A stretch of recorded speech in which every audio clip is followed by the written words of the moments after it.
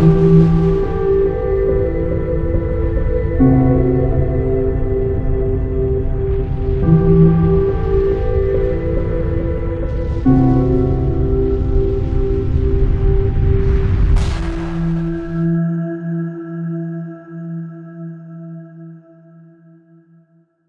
bonjour à tous. Aujourd'hui, bienvenue pour une nouvelle émission de Face à Face, dans laquelle on va parler de radiesthésie. Et pour ça, j'ai eu envie à nouveau d'inviter mon ami Wari Henry. Bonjour Henry. Bonjour Sylvano et bonjour tout le monde. Voilà. Alors, vous connaissez sans doute la radiesthésie par l'utilisation de pendules ou de sourciers. Certes, les sceptiques qui ne croient en rien et qui ne cherchent du reste à ne rien comprendre et surtout à ne faire aucune recherche vont dire que les mouvements des baguettes ou du pendule sont dus à un effet idéomoteur. Idéomoteur, oui, ça veut dire que c'est, tu sais, Henri, les mouvements inconscients des muscles des mains. Ils ont trouvé une raison, un bel adjectif, et ils sont contents avec cela. Mais bien évidemment, je ne fais pas mes émissions pour convaincre ces personnes, mais plutôt pour un public éveillé qui veut aller plus loin et comprendre davantage.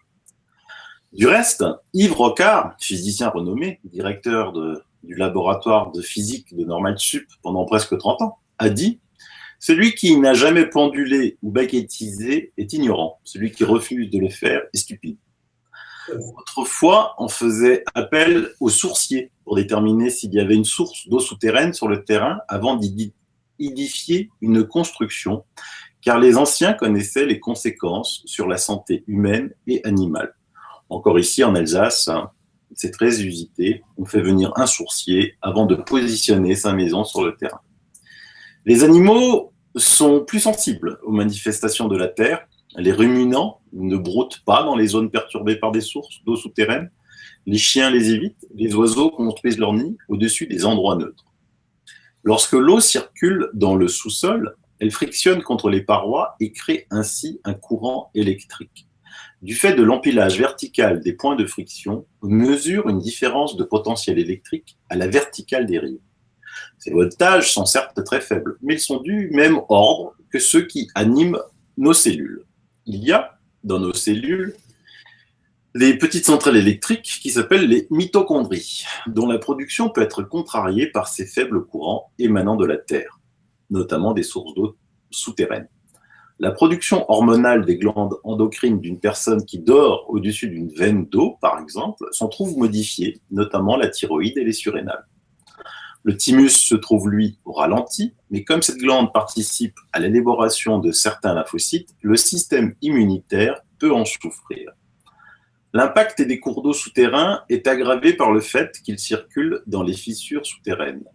Dans le cas de séisme, les animaux ressentent les prémices du tremblement de terre et de la catastrophe qui va suivre, alors ils fuient, ils cherchent à se mettre à l'abri, et ce, bien avant l'homme. Des personnes peuvent être touchées par la maladie, alors que d'autres ne le seront pas. Dans le cas des sources d'eau souterraines, mais sur une durée très longue et frappant toujours au même endroit, cela provoquera des désordres. C'est le cas quand une veine d'eau passe sous le lit. Vous pouvez ainsi vous sentir mal, avoir des problèmes de santé. Vous pouvez faire tous les examens possibles, prendre tous les médicaments que vous voulez ou toutes les vitamines que vous voulez, cela n'y changera rien. N'oublions jamais une chose, l'homme ne peut voir que 5% de l'univers. Il pourra construire les télescopes les plus puissants. Il ne verra que ces 5% si on n'aborde pas une nouvelle physique, une nouvelle médecine, que de nombreux scientifiques ont commencé à comprendre pour entrevoir que le 95% manquant est tout autour de nous. Alors moi ici, Henri, à un moment, j'ai fait partie des gens qui, bon, je m'interrogeais pas, c'est pas que je croyais pas, hein, ça m'intéressait pas, j'étais jeune commercial. Et un soir, je restais tard au bureau et un collègue de travail restait aussi, lui, très tard au bureau. Et puis il passait, repassait devant mon bureau. Je lui dis, mais Bernard, qu'est-ce que t'as? Qu'est-ce que tu passes là? T'as un rendez-vous galant? Tu veux que je me casse? Il fait non, mais c'est pas ça. Hein. C'est pas ça. Voilà, j'attends quelqu'un. Je dis, t'attends quelqu'un. Et alors? Oui, mais bon, bref. Tout ça pour me dire qu'il y avait un sourcier qui arrivait au bureau. Alors, évidemment, J'ai rigolé, je dis un sourcier, tu cherches de l'eau, qu'est-ce que tu fais? Tu cherches du pétrole. Je me moquais de lui, hein, parce que je connaissais bien strictement rien à ça, rien à ça. Et en fait, Bernard, c'était un Lorrain qui avait déménagé en Alsace. Quand il était en Lorraine, il avait une santé de fer. Il était parfait, ce garçon. Il a déménagé en Alsace, il a commencé à avoir beaucoup de symptômes. Il était toujours fatigué, il n'était pas bien. Souvent, il me disait, purée, je comprends pas, j'ai passé une semaine en Lorraine, je suis sorti, j'étais en boîte de nuit, j'ai dormi très peu, j'étais en pleine forme. Alors qu'ici, je suis en Alsace, je dors et je suis fatigué. Bah, je dis, moi, évidemment, je n'y comprenais rien du tout à l'époque. Et donc, le fameux sourcier arrive avec ses baguettes, et puis il va se balader partout, et puis je voyais les baguettes qui plongeaient. Évidemment, je me suis moqué, j'ai dit, qu'est-ce que vous faites avec vos baguettes? et, et donc, il a dit, mais pourquoi? Venez, essayez vous-même. J'ai essayé, et là, c'était hallucinant. J'avais beau tenir la baguette comme je voulais, j'avais les ongles blancs tellement je serrais fort, la baguette, c'est elle qui dominait, et à des intervalles très réguliers, elle plongeait vers le bas.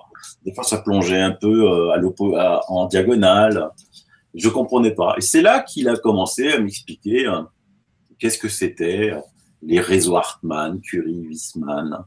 Alors, les réseaux les plus utilisés par les bâtisseurs adeptes de la géobiologie sont les réseaux Hartmann et Curie, car ce sont les deux réseaux que l'on percevrait le plus facilement. Les lignes de chaque réseau forment une trame analogue aux mailles d'un filet. Le réseau Hartmann est un réseau d'origine électrique qui est une composante du champ électrique terrestre. Il peut être affecté par la compression des roches, effet piézoélectrique. L'épaisseur des cloisons de ce réseau Hartmann peut augmenter considérablement avant les tremblements de terre. Là aussi, les animaux perçoivent les modifications à peu près 24 heures à l'avance en moyenne. Les croisements telluriques dont il est question sont les points de jonction de ces lignes de force, souvent nommés points géopathogènes sous un lit. Ils perturbent le sommeil et peuvent dégrader la santé par dévitalisation. Le réseau Curie est un réseau d'origine magnétique. Ce dernier est connu de tous grâce à la boussole qui fonctionne par ce champ magnétique.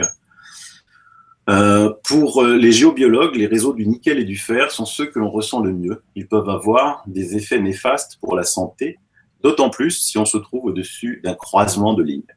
Alors justement, mon ami Bernard, quand il a déménagé en Alsace, il a déménagé dans son nouvel appartement, il est venu dans les bureaux sur Strasbourg chez nous, et il a eu un truc de fou, un manque de bol de fou. Là où il était installé dans son bureau, il était sur un croisement. Là où il avait choisi de dormir dans son lit, dans sa chambre, il était sur un croisement. Là où il regardait la télé, il était sur un croisement. Là où il mangeait dans sa cuisine, il était sur un croisement. Alors petit à petit, ça l'a vidé de son énergie vitale. Il a commencé à avoir plein de maladies. Il a fait plein de médecins, plein de toubibs, plein d'examens. Personne n'y a rien trouvé jusqu'au jour où il tombe sur un magnétiseur qui lui dit, écoutez, moi je vais vous guérir, mais avant de vous guérir, vous croyez, vous ne croyez pas, il va falloir passer par un sourcier d'abord. Et Bernard, évidemment, n'avait plus rien à perdre. Il a dit, bon, c'est souvent quand on n'a plus rien à perdre qu'on essaye un petit peu ce qu'on appelle, tu sais, les médecines alternatives. Et donc, il a fait confiance. Et 3 semaines plus tard, il était guéri de tout. Il a repassé des examens parce qu'il n'y croyait pas vraiment encore. Et tout avait disparu, tout ce qu'il avait disparu. Et les médecins me disaient, mais qu'est-ce que vous avez fait, que vous avez pris? Et il a dit, je préfère pas vous en parler parce que de toute façon, vous n'allez pas me croire. Alors, les symptômes, les plus souvent, le premier qui arrive est le symptôme de la fatigue. Au réveil, on se sent en manque d'énergie, on éprouve la sensation qu'on n'est plus fatigué. Au réveil que la veille au coucher, et ensuite d'autres problèmes arrivent, sommeil donc évidemment non réparateur, difficulté à se réveiller, insomnie, angoisse, migraine, nervosité, douleurs musculaires, hypertension, anxiété, déprime, insuffisance hépatique, dérèglement hormonal, rhumatisme, arthrose. Voilà, une présentation sommaire de ces champs que l'on ne connaît pas, mais que toi, Henri, tu maîtrises à la perfection. Avec ton pendule, tu pendules, toi. Alors moi, j'ai déjà vu une pendule à Henri, punaise. Vous savez, quand les mains ne bougent pas avec le pendule, il se met à la verticale, à tourner un petit peu comme un ventilateur.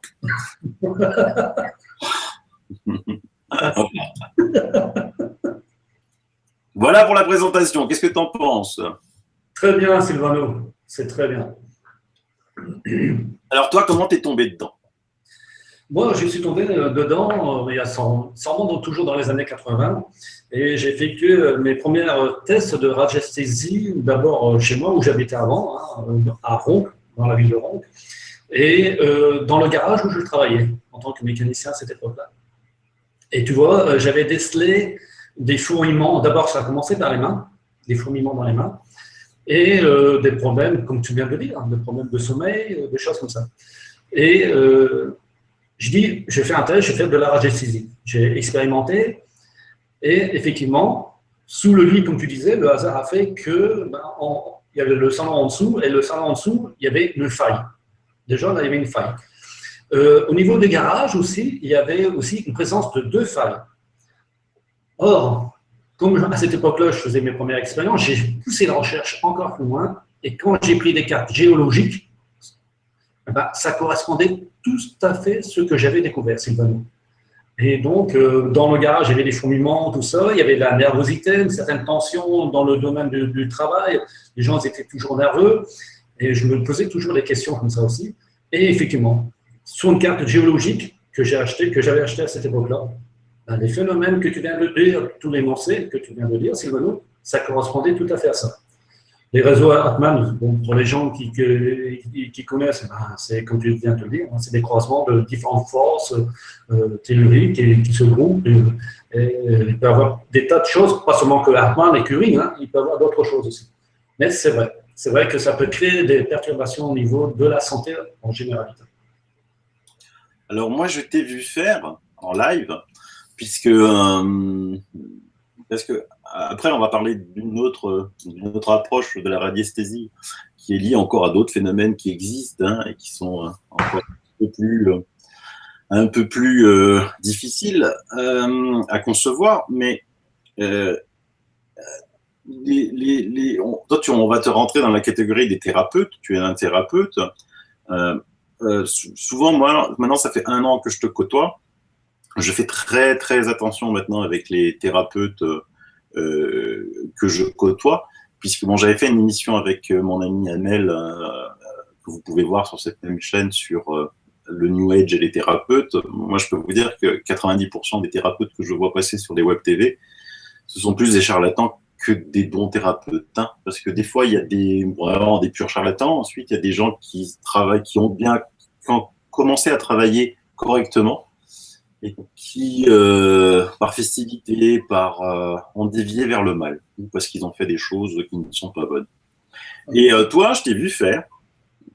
J'ai une amie qui a une maison dont on ne citera pas son nom, neuve, et cette amie, sa maison, elle était pourrie, quoi, hein. C'est-à-dire que neuve,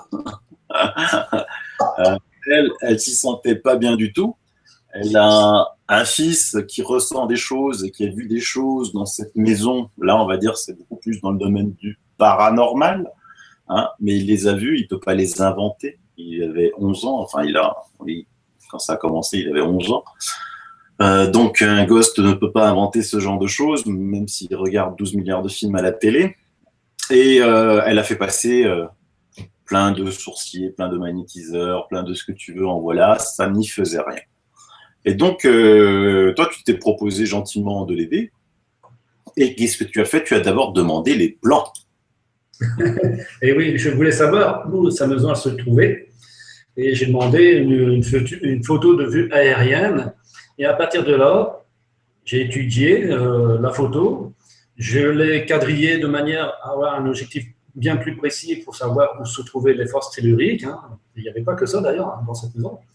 Et à partir de là, je t'ai présenté à toi et puis à ton ami Sylvano le plan. Et j'ai dit voilà, ça fait telle force, elle s'oriente de telle façon, de tel endroit à tel endroit, ça fait un effet entonnoir et tout se regroupe là effectivement.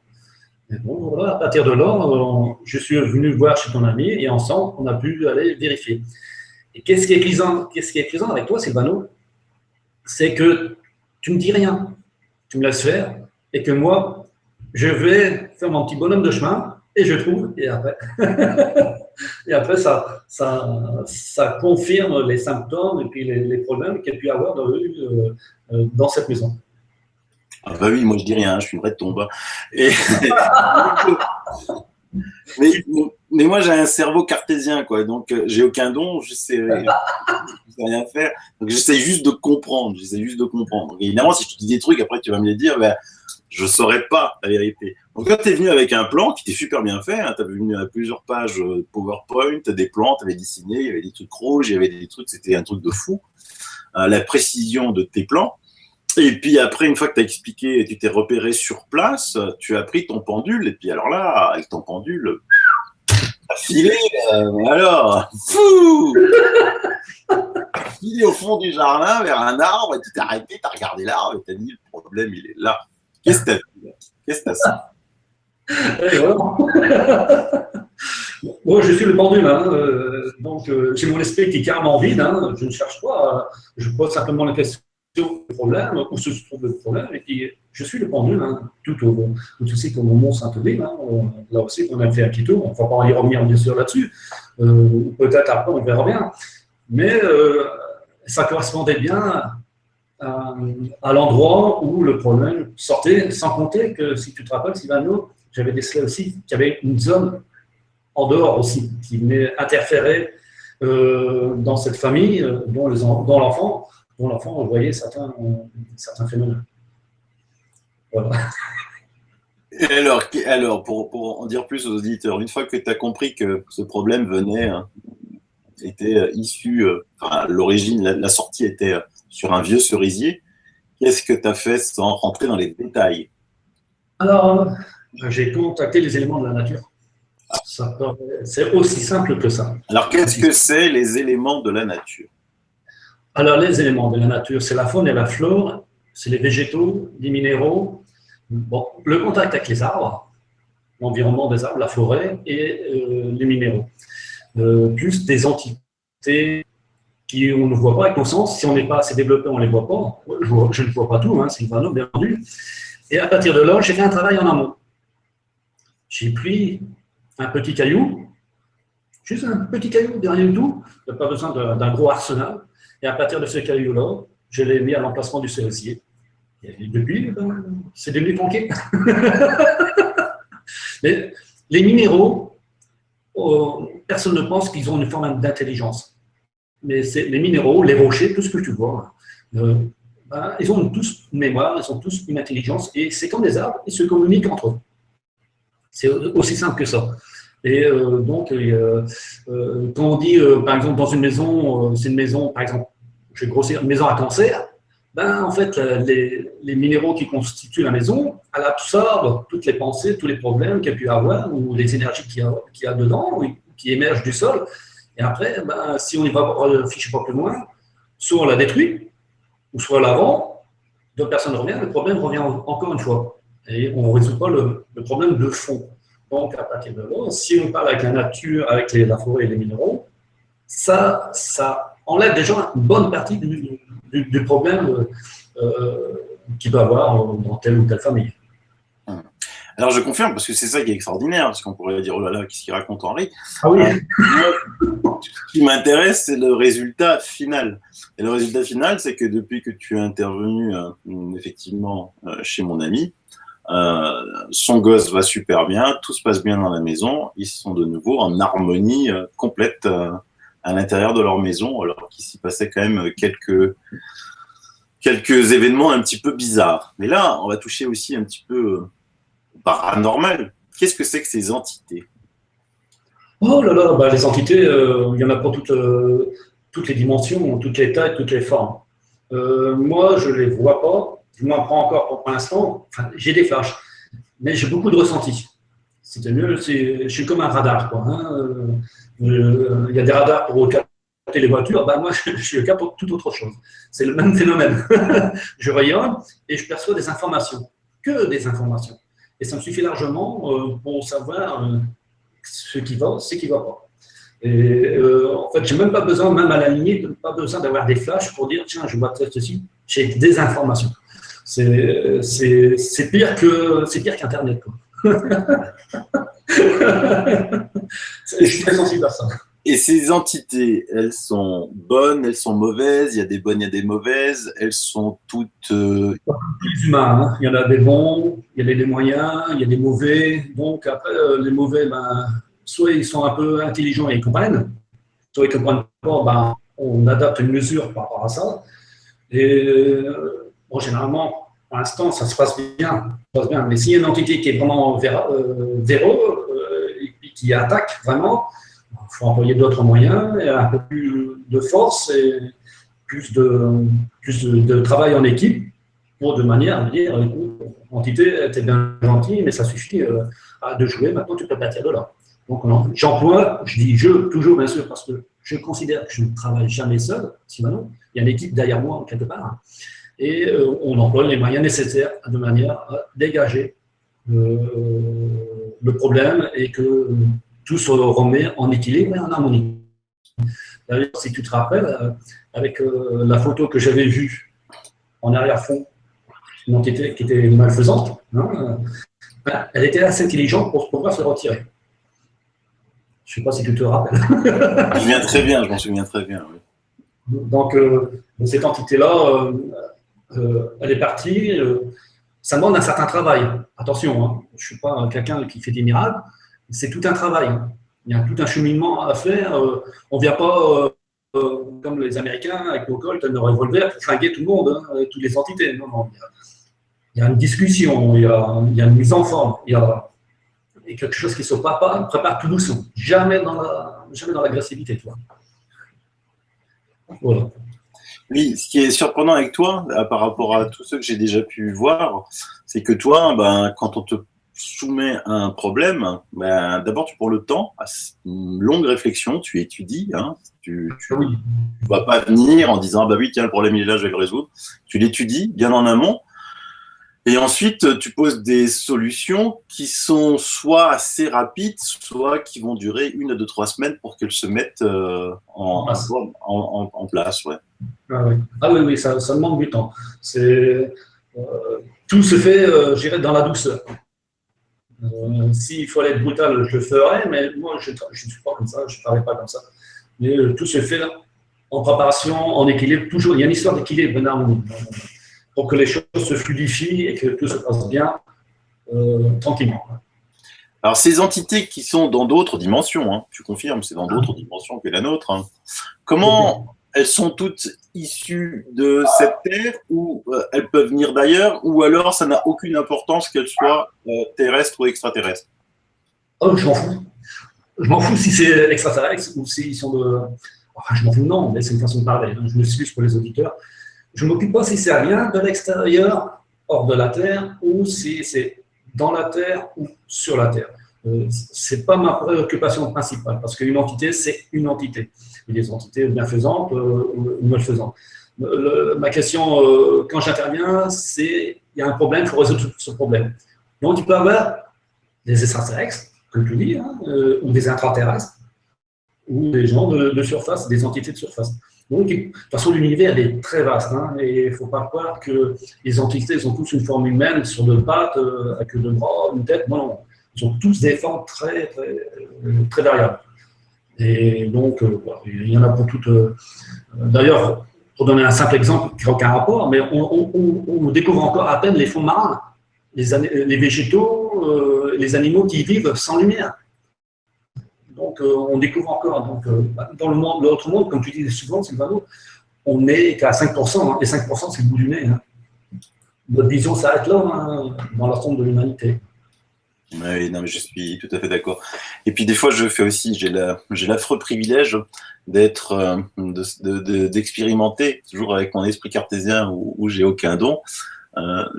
Tu avais justement publié des photos assez fantastiques sur le mont Saint-Odile, parce que tu avais été dans un endroit qui n'était pas réservé au public, hein, c'est ça? Tu peux nous dire le mot? En dehors des circuits. Le circuit était plus en amont et j'étais un peu plus bas. Juste un peu plus bas. Et donc, il avait pris des photos de ce qui pouvait ressembler à une pierre tombale. Une pierre tombale, Mont Saint-Odile. Et donc, au début, sur Facebook, tu posais des questions, qu'est-ce que ça pouvait être ces signes et tout et tout. Il y a un moment, tu as dit, ah tiens, ça pouvait être un signe templier. Et comme j'ai un ami templier, je dis, bah, attends, je vais lui demander, quoi. Ah, c'est tout récent, oui, tout à fait. Moi, je me remontais à mon Saint-Tropez de plus en arrière. C'est pour ça la confusion. Oui. Et donc, ben, mon ami templier, lui aussi, des dons, comme toi. Alors, ce qui est stupéfiant, c'est que vous habitez à 1000 km, vous ne vous connaissez absolument pas. Donc, il a répondu aux images. Bref, vous êtes connectés tous les deux. Vous êtes connectés tous les deux. Et puis moi, avec moi qui faisais intermédiaire, c'est-à-dire via Messenger, je t'écrivais à toi, je l'écrivais à lui, lui qui m'écrivait à moi, moi je t'écrivais à toi. D'accord? Puis toi, à partir d'un moment, tu commences à me raconter des choses sur lui que tu ne connais pas. Non, pas du tout. Et lui, il commence à me raconter des choses sur toi qu'il ne connaît pas du tout. Parce qu'en fait, en plus, vous n'êtes pas dans le même groupe, vous ne vous connaissiez pas. J'avais pas donné les noms, j'avais rien donné, quoi. Mais rien donné. Non, mais ça, il faut le vivre pour le croire, quoi. Hein, vous imaginez. Donc, toi, tu me disais, ah ben lui, il est ça, il est comme ça. Lui me disait, ah ben oui, mais je sais. Et puis à un moment, tu dis, ah là, et en ce moment, il est en train de me scanner. Donc je lui demande, comment tu scannes, mon ami? Il fait, bah oui, qu'est-ce que ça peut faire? Non, mais rien.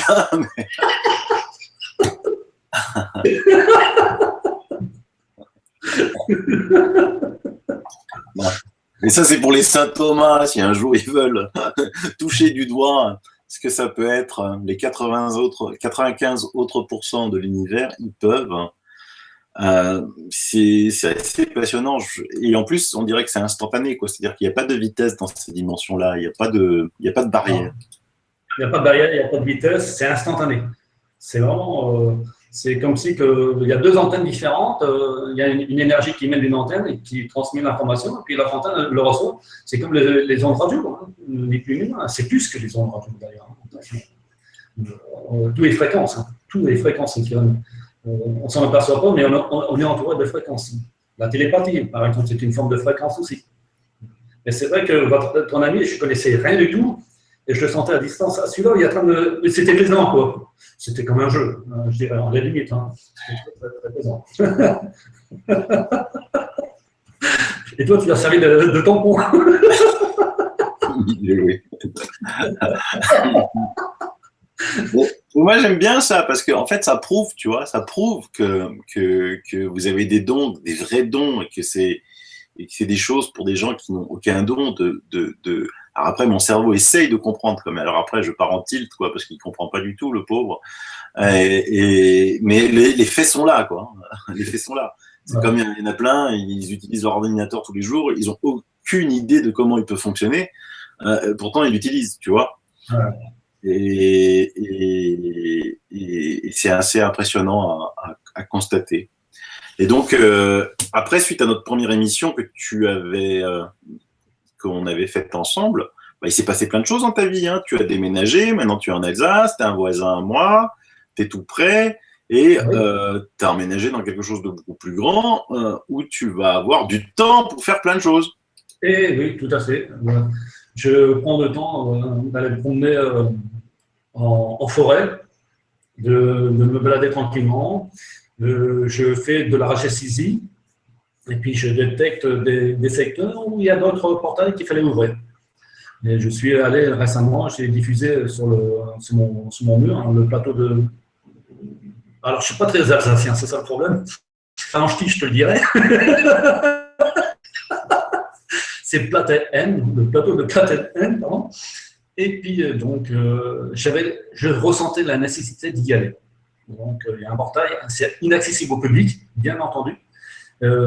J'ai pris à bras le corps en suivant mon pendule, en escaladant plus ou moins des rochers et arrivé jusqu'à la destination pour pouvoir faire le nécessaire.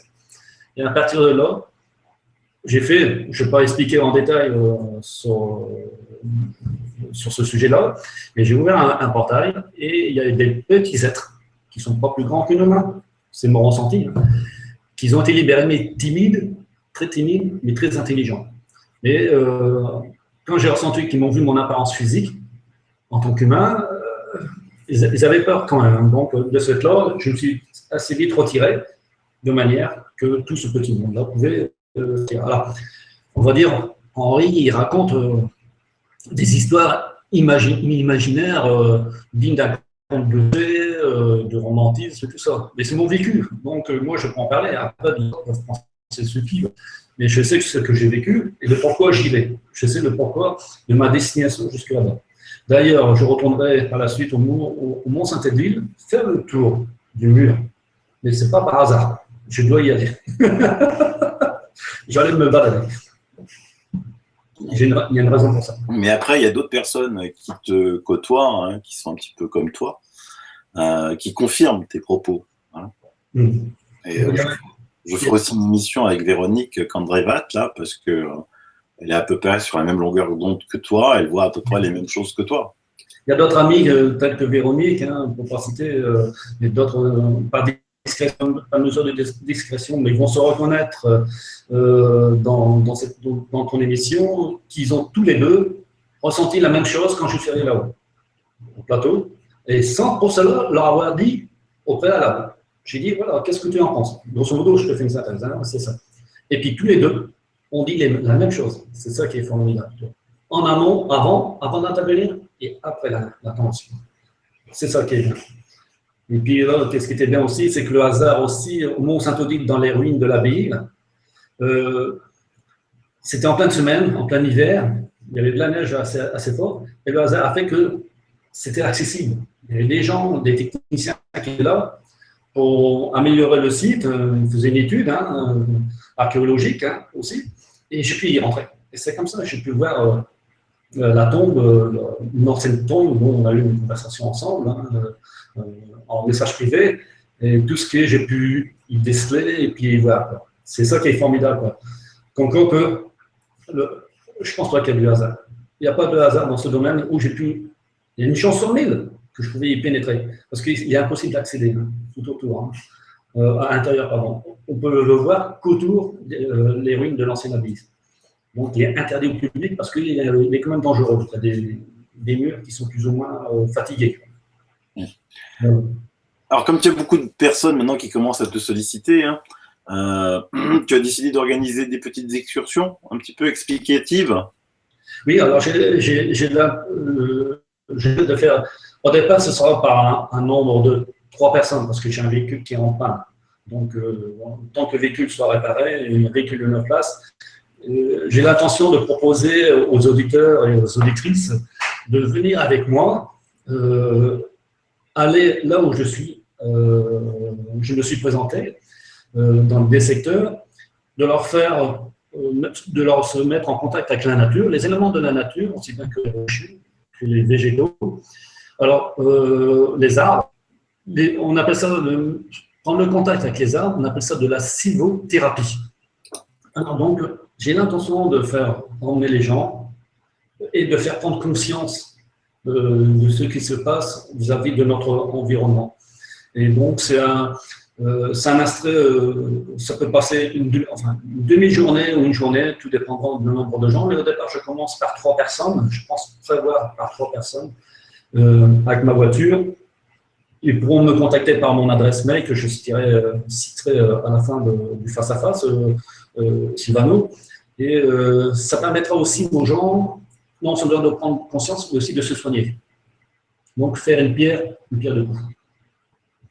Et aussi. Pourquoi se soigner? Vas-y, explique. Il y a des gens qui peuvent avoir des problèmes de tension, des problèmes de nervosité ou d'autres problèmes de santé. Après, c'est à discuter. Et parfois, le contact avec la nature peut aider à soigner ou à guérir des gens. Je précise que dans la foulée aussi, je peux faire du magnétisme, c'est-à-dire soigner les gens. Je peux le faire à distance. Je préfère d'abord le faire à distance parce que pour l'instant, je ne suis pas équipé pour pouvoir recevoir des gens. Je n'ai pas de cabinet. Mais je peux le faire à distance, ce n'est pas un souci pour moi. À distance, comme tu as pu voir, avec la transmission de pensée avec ton ami, tant pis. Donc, les informations peuvent quand même se passer à travers ça. Donc, voilà. C'est un projet qui serait sympathique. Les gens viendraient avec leur repas et moi, je les emmène tout simplement. Bon, bien sûr, c'est moyennant un coût parce qu'il y a le trajet et le déplacement. Mais après, bon, ça a étudié tout ça avec les auditeurs et les auditrices et ceux qui sont intéressés, ils pourront m'écrire à mon adresse mail que je dirai plus tard. Moi, je viens, hein, premier inscrit. C'est des journées très reposantes. Parce que avec les personnes qui viendront avec nous, on va prendre le temps. Le temps va s'arrêter, on va prendre le temps d'aller se promener, de marcher, d'écouter, de sentir, de ressentir, de faire jouer toute leur sensibilité. Parce que les humains, je dirais, dans les trois quarts du temps, ils ont oublié ce contact-là. Donc, se réharmoniser par rapport à l'environnement. Oui, c'est ça. On a complètement cassé le lien qu'on avait avec la nature. Hein. On l'a vu tout à l'heure, les animaux sentent l'arrivée des séismes, ils ont un sixième sens, ce fameux sixième sens. Je pense qu'à un moment, on devait aussi l'avoir. Je pense que nos ancêtres l'avaient. Oui. Je pense que certaines tribus l'ont. Hein. Les moines tibétains, c'est sûr et certain qu'ils l'ont. Il y a certaines techniques qui permettent de retrouver ces sensations, comme par exemple les moines taoïstes. Il y a des gens qui ont ces dons-là. Et je pense qu'on l'avait et que dans le métro boulot dodo quotidien, on a perdu complètement le contact avec la nature. Je peux te dire, Sylvano, qu'avec avec les moines tibétains, j'en ai rencontré des moines tibétains. Hein, et avant de construire leur habitat dans un lieu précis, ils font des rituels et ils font des offrandes. Ils demandent en quelque sorte la permission de pouvoir s'installer et d'y construire, parce qu'ils savent très bien qu'ils vont perturber l'environnement, mais pas seulement que l'environnement physique. Ça va bien au-delà de ça. On fait des rituels, d'ailleurs j'ai même participé à ce rituel, à faire des offrandes, à jeter des offrandes, et puis après, une fois que le rituel est fait, la construction peut commencer à se réaliser. J'ai participé à cela avec des mains. Et tout à fait, quand tu vas voir des magnétiseurs, souvent ils sont amenés à aller dans des endroits où les personnes subissent, on va dire, des agressions, des fois même au niveau paranormal, et souvent ils détectent parce qu'il y avait un gardien des lieux, ils appellent ça un gardien des lieux, qui n'accepte pas qu'on s'installe chez lui, quoi, parce qu'il considère que c'est chez lui. Parce que nous, humains, on pense que tout est à nous, hein, alors que ben non, tout n'est pas à nous. Non, et puis tout s'interfère en plus. Tout s'interfère. On construit une maison, et on ne se soucie pas, mais en fait, après, on s'étonne. On entend des porte-gaz qui frappent à la porte, des phénomènes qui bougent, c'est quoi et comment. Donc voilà, les gens prennent peur. Ils prennent peur parce que ils ne connaissent pas le phénomène, ils ne vont pas jusqu'au bout du phénomène. Si en prenant de recul un petit peu, on réfléchit, pourquoi il y a ce phénomène, pourquoi il y a une entité, quelle est la raison, là, on comprend mieux. Et après, on peut respecter un peu les entités qui sont là. D'ailleurs, il y a une de tes amies, il y a une entité qui est bien installée, là, qui se plaît bien. Hein. Mais c'est un être humain. Exact. Ça, c'est une autre histoire aussi, hein, où il y avait dans une maison quelque chose que j'ai pu, moi, voir, puisque j'ai traversé une porte. Quand j'ai traversé, cette porte, elle s'est fermée, quoi. Et j'ai lu aussi, j'étais juste à côté. Bon, d'habitude, c'est dans les films de poltergeist qu'on voit ça, donc ça fait assez drôle. Parce que, franchement, il n'y avait aucune raison, il n'y avait pas de courant d'air, pas de fenêtre ouverte, la porte, elle était bien collée contre le mur. C'est quand je passe qu'elle se ferme. Et donc là, c'était quoi ça? Cette entité, Henri? C'était une personne. Une belle dame, une belle personne qui était là. Et puis, la porte était bien coincée, il ne faut pas oublier de le dire. Et en plus, elle s'est refermée tout doucement. Ah oui, c'était pas Brutus. Puis cette personne-là, elle se plaît bien, donc avec ton ami, il y a une cohabitation qui se fait. Et je lui ai dit les informations nécessaires. Quand l'entité partira de ce lieu, elle aura bien une certaine forme de manifestation qu'elle comprendra et qu'elle sera tranquille. Mais ça ne va partir pas. D'ailleurs, ça a même atterri dans une certaine chambre. Je suis allé directement dans la chambre, on se rappelle bien. Je suis allé dans la chambre sans qu'on me dise quoi. C'est à cet endroit-là qu'il y avait une manifestation aussi qui apparaissait. Et donc, cette personne-là aimait bien, ce lieu-là parce qu'il y a des objets qu'il était dans son style, quoi. Dans son style de vie antérieure. Est-ce que dans tes expériences, tu as déjà été amené à rencontrer des phénomènes de poltergeist, des phénomènes de possession démoniaque de personnes, un petit peu comme on peut en voir chez certains curés exorcistes?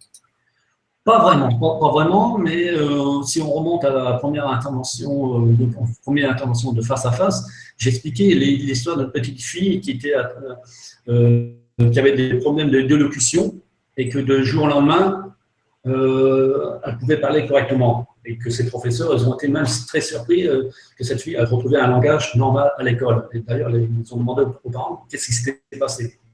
Les parents ne sont jamais dit le pourquoi et comment. Ça, c'est un des phénomènes de prise de possession d'un corps d'un enfant. Ah, d'accord. Donc ça peut se manifester, c'est pas uniquement des trucs violents comme on peut les voir dans les films, quoi. Ça peut être des choses vraiment anodines, enfin anodines, pas anodines, mais je veux dire, c'est pas des. Voilà. Très sournoise. Et puis, bon, c'est pas forcément violent. Pour l'instant, je n'ai pas rencontré de choses violentes. Mais, si un jour j'en rencontre, bon, c'est sûr qu'il va y avoir une forme de duel. Mais bon, pour l'instant, non. Je n'ai pas encore utilisé cette force-là. Alors, quand tu disais pour le petit peuple, là, que tout timide et tout gentil, mais intelligent, là, tu avais senti une sorte d'appel pour aller dans cet endroit, parce que c'est vraiment un endroit complètement ignoré, loin des routes, loin de tout. C'est loin des routes, c'est ignoré, c'est au sommet de la montagne. Et pour y aller là-dedans, c'était pas une mince affaire. Et donc, j'ai vraiment ressenti cet appel-là. C'était vraiment une insistance. Oui, tu dois aller là-bas. Oui, on a besoin de toi. Je ne suis pas chargé de midi à 14h. J'ai suivi mon intuition profonde et je suis allé là-haut. Et qu'est-ce qui est plaisant, c'est que dans ce-là, il y a un cercle d'arbres morts. Les sommets étaient cassés. Les troncs étaient pourris, cassés à la base, ça faisait vraiment un cercle. C'est ça qui était très, très plaisant quand je suis rentré dans ce lieu. Et à l'extérieur, tout était bien vert. Et là, ça faisait vraiment un cercle. Et donc, j'ai fait ce nécessaire, ce rituel au niveau pour ce petit peu. D'ailleurs, j'aime bien ce petit peu. Et ce qui est plaisant, c'est qu'il va se manifester partout. Ils vont bouger, ils vont être très curieux, ils vont être partout. Très discrètement, je n'ai pas affolé les auditeurs ni les auditrices, mais ils vont être partout. Ça. Même chez toi, Sylvano. Chez moi, ils sont les bienvenus. Ils peuvent rester. Bon, c'est pas plus grand qu'une main, quelque chose comme ça. Donc, c'était vraiment. C'est pour ça que j'appelle ça le petit peuple. Mais c'est mon ressenti, bien sûr. Hein. Pour moi, c'est pas de la science-fiction, c'est vraiment de la réalité. Donc, les auditeurs et les auditrices qui ne le connaissent pas, ils vont dire Henri, mais qu'est-ce qu'il raconte? C'est un gars qui va se faire mousser, des choses comme ça. Eh ben, qu'ils partent en excursion avec toi, et s'ils veulent apprendre des choses une fois dans leur vie, et de quitter les informations qu'on leur donne, parce que et faites comme moi, quoi. J'ai aucun don, mais je teste, je fais des recherches et j'arrive à la conclusion que c'est vrai tout ça, même sans pouvoir donner d'explications logiques. Mais on ne peut pas donner d'explications logiques à tout, puisque de toute façon, on ne sait rien, comme je l'ai dit en introduction, on ne connaît que 5% de ce qui nous entoure. Ben voilà, c'est ça. Hein. C'est ça. Mais bon, j'espère bien que les gens vont évoluer dans ce sens, que ça passera à 6%, 7%, 8%, etc. Ça serait bien, ça serait bien. Et donc, et puis après, tu auras un fourgon, tu pourras emmener beaucoup plus que 3 personnes. Oui, au grand maximum, dans mon fourgon, je peux emmener 8 personnes. Avec moi, ça fait 9. Le chauffeur.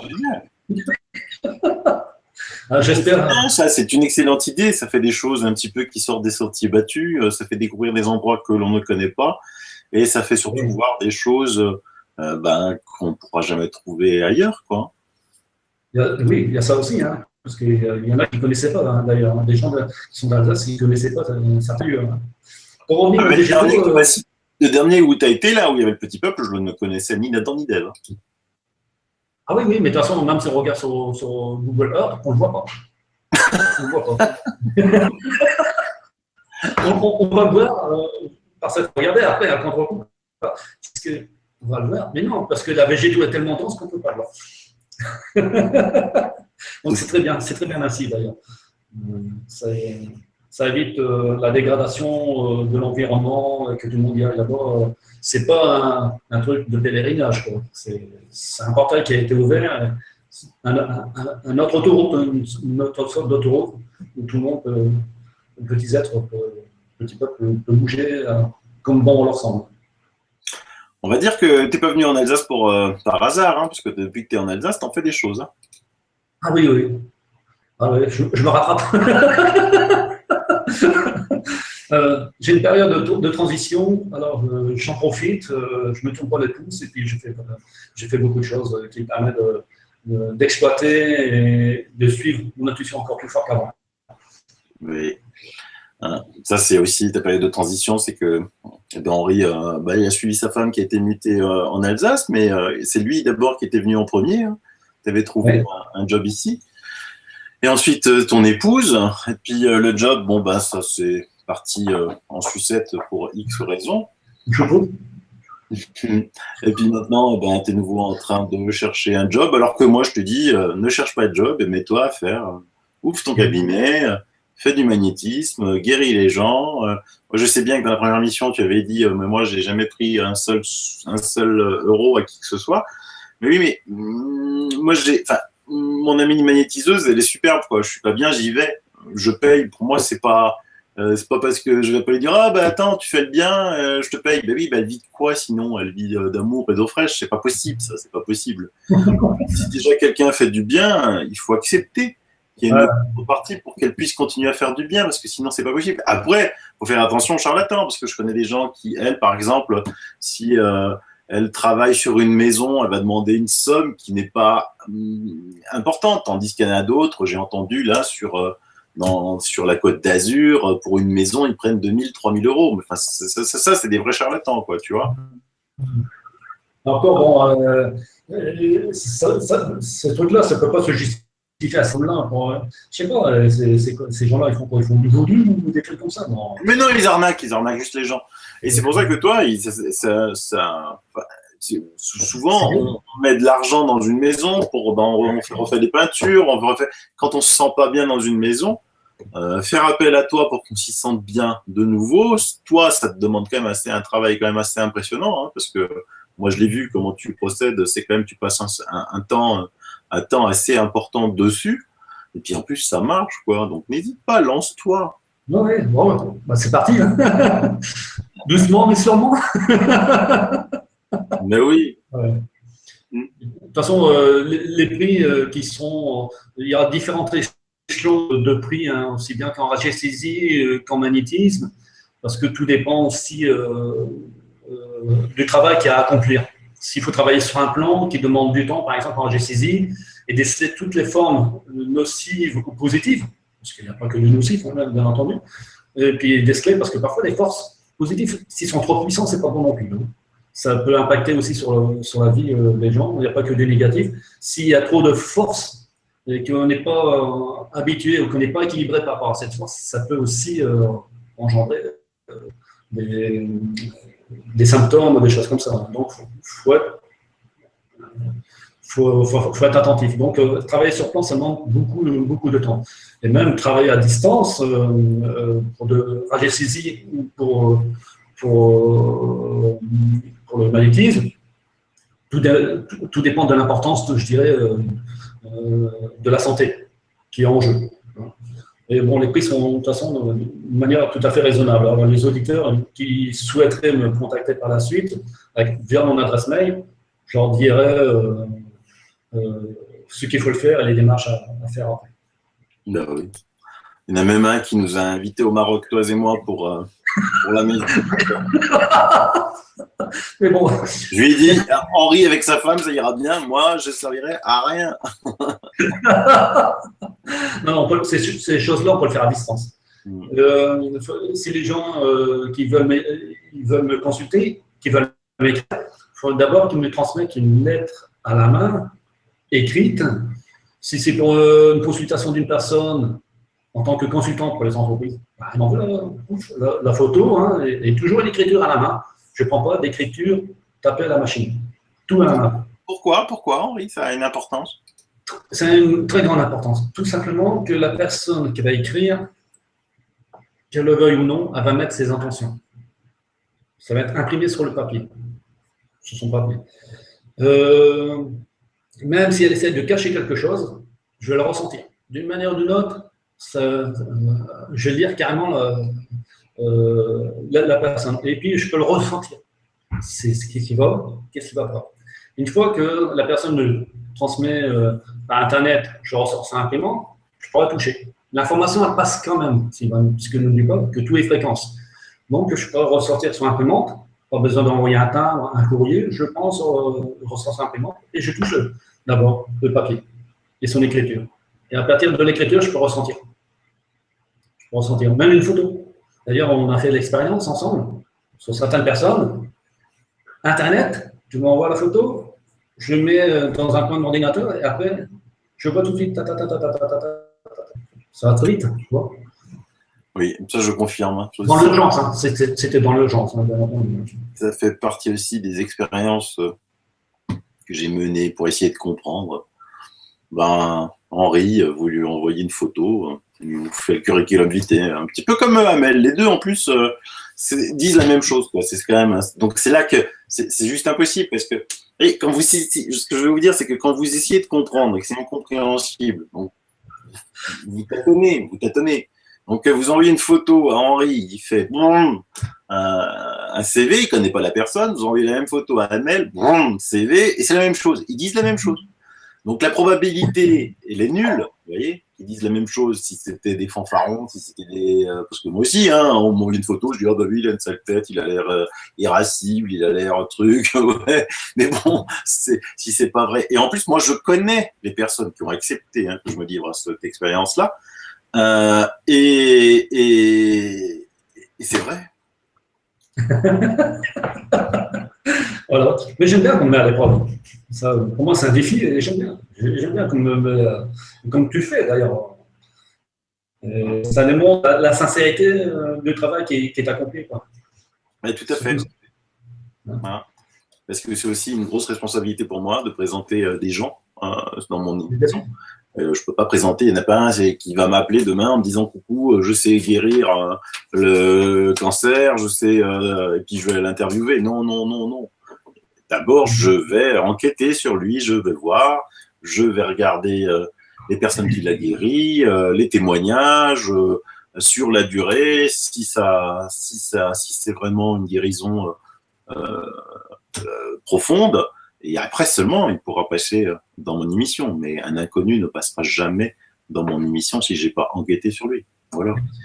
Et puis aussi, par la suite, si les gens qui veulent me consulter entre guillemets, avoir mon opinion sur tel ou tel sujet, ça se pourrait aussi que, je dirais carrément, ce n'est pas de mon ressort. Parce que bon, j'ai des capacités, mais je n'ai pas toutes les capacités. Il faut bien. Si une personne me dit voilà, j'ai un cancer, peux-tu me guérir? Et puis que je ressens dans son courrier, non, c'est impossible. Mais je pourrais lui donner des propositions. Pourquoi ne pas étudier tel ou tel environnement, tel ou tel emplacement d'objet, telle ou telle chose? C'est immense, hein, c'est un sujet qui est très immense.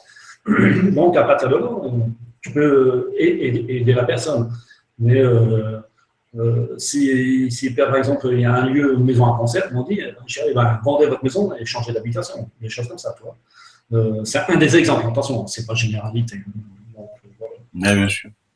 Oui, ça c'est le point commun des thérapeutes que je connais, c'est qu'ils ne résolvent pas tout et qu'ils n'ont pas honte de dire ça, c'est pas pour moi, ça je sais pas faire. Ça c'est un truc assez extraordinaire de savoir avouer que c'est pas de sa compétence. C'est tout à fait naturel. Hein.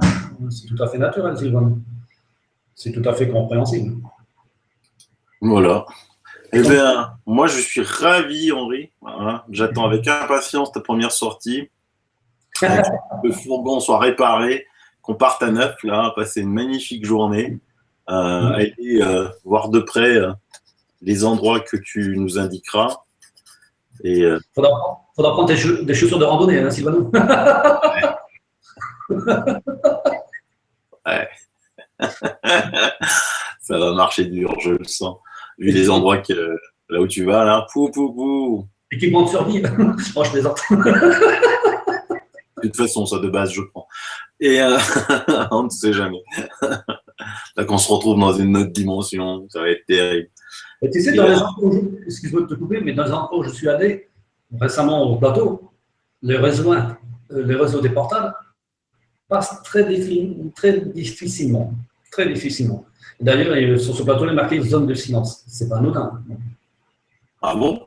Qui a marqué ça? Pourquoi? C'est la commune de Ribeauvillé, je pense. Il est marqué zone de silence. Tiens. Donc ça veut dire que c'est une zone où les gens ont l'habitude d'aller méditer, quoi. Peut-être, hein, je ne sais pas. Mais c'est marqué à plusieurs endroits, zone de silence.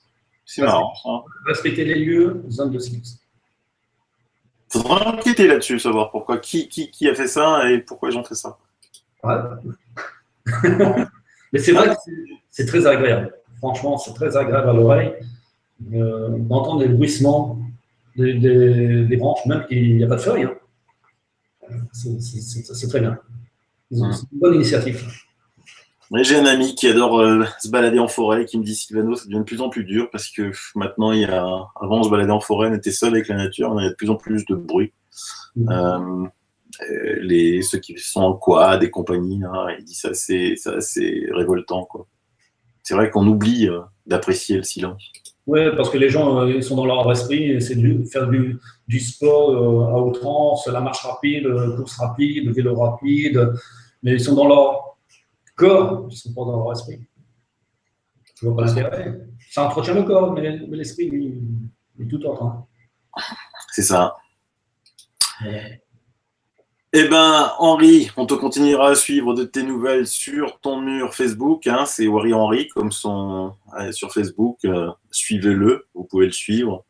Et puis, on attend de tes nouvelles avec impatience. Alors, je vais donner mon adresse mail pour les auditeurs ou les auditrices qui voudraient me contacter. Je la mettrai dans la vidéo, t'inquiète pas. C'est gentil. Je t'en prie, je l'écrirai. Voilà. Contacter directement. Henri, merci de m'avoir consacré 1 heure pour cette émission. C'était vraiment très sympathique. Merci à toi, Sylvano. Et puis merci de m'avoir testé hein, sur tous les coups durs.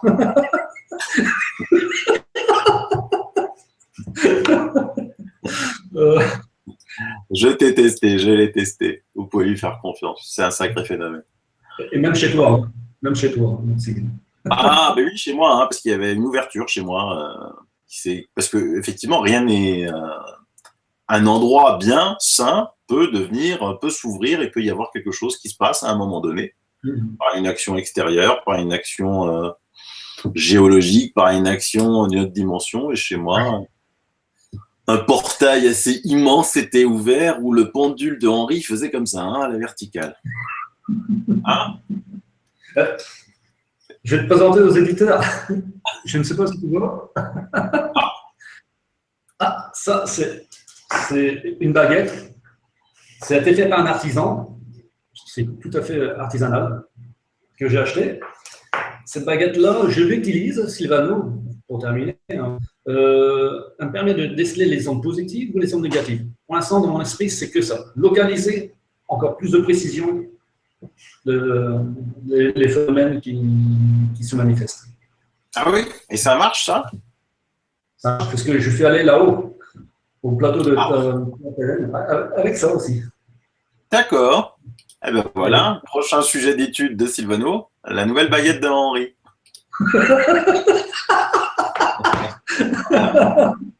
J'ai même testé par expérience. Hein. J'ai pris un cintre métallique, tu vois, un cintre métallique. Je l'ai coupé en deux.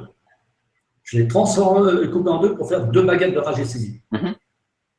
C'est pas, c'est 2 bouts de ferraille. Hein. Eh ben, ça marche. Mais et ça va là. Bien sûr que ça marche, bien sûr. C'est pas la baguette qui donne les réponses. Hein. C'est notre connexion avec ce qu'on appelle la noonsphère, c'est-à-dire toutes ces informations qui sont partout diffusées tout autour de nous et que certains savent capter et que d'autres ne savent pas capter. Je peux faire de la radiesthésie avec n'importe quoi, un pendule ou autre chose. Hein. C'est pas croyable. Ah oui, c'est juste un outil. Voilà, c'est juste un outil. Hmm. Eh ben, on enquêtera sur ces ondes positives et ondes négatives. On fera une nouvelle émission pour présenter les résultats de ces recherches. Mais bien volontiers, ce sera avec grand plaisir de montrer aux auditeurs et aux éditrices ce qui se passe et les capacités. Ça marche. Je suis partant. Allez Henri, je te souhaite une excellente journée. À très très très bientôt. À bientôt, Sylvano, et bon, au revoir à tous les auditeurs et à tous les éditrices qui nous écoutent. Voilà. Merci de nous avoir suivis. À bientôt. Au revoir. Je vous fais la bise. Au revoir.